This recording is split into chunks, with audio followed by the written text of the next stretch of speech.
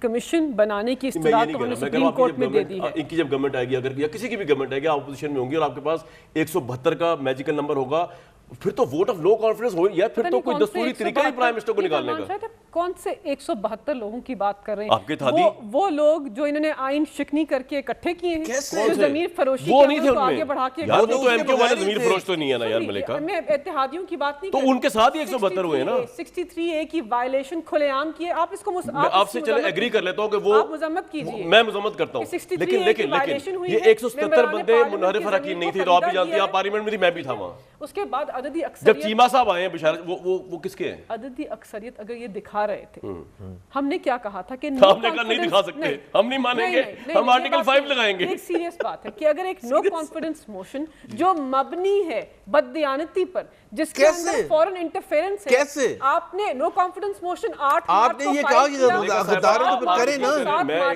اچھا وہ اسپیکر کیسے لے کے آئے تھے یہ بتا دیں, اسپیکر نے لکھا ہوا کیسے تھا, اور پر ڈپٹی اسپیکر رہے اور ان کے ساتھ کیسے لکھا تھا مجھے بتا دیں.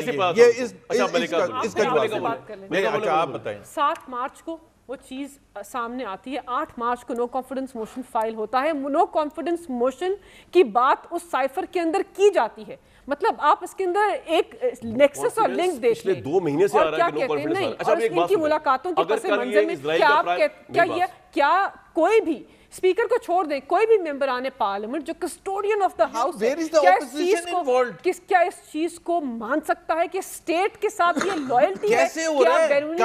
آپ کی تقریروں سے دیکھیں ملکہ صاحبہ, آپ کی جو آپ نے کیس بنایا ہے اس کو نہ کوئی سیکیورٹی ادارہ ایک منٹ سر, نہ کوئی سیکیورٹی ادارہ ماننے کو تیار ہے, نہ کوئی عسکری ادارہ ماننے کو تیار ہے, اور اب کورٹ جو اور کامن سینس بھی اس کو مان. یار آپ تو پھر یہ کہہ رہے ہیں کہ اگلا الیکشن جو ہے یہ غدار and you are the only national, اس پہ الیکشن ہونا نا, تو پھر یہ غدار ہے. دیکھیں پھر الیکشن نہیں ہو سکتا. میری بات سنیں, پھر ان پہ پابندی لگنی چاہیے. اگر میں تو سپریم کورٹ میں سپریم کورٹ سے متبادل گزارش کر رہا ہوں کہ سر اگر آپ اس کو اپہولڈ کرتے ہیں اسپیکر کی, اس کو پھر یہ تو سب آؤٹ ہے. یہ تو نہیں ہو سکتا کہ یہ غدار بھی ہو, یہ پارٹیاں کی ختم ہیں, پھر آپ الیکشن میں یک طرفہ جائیں گی, یہ سڑکوں پہ جیلوں میں ہوں گے.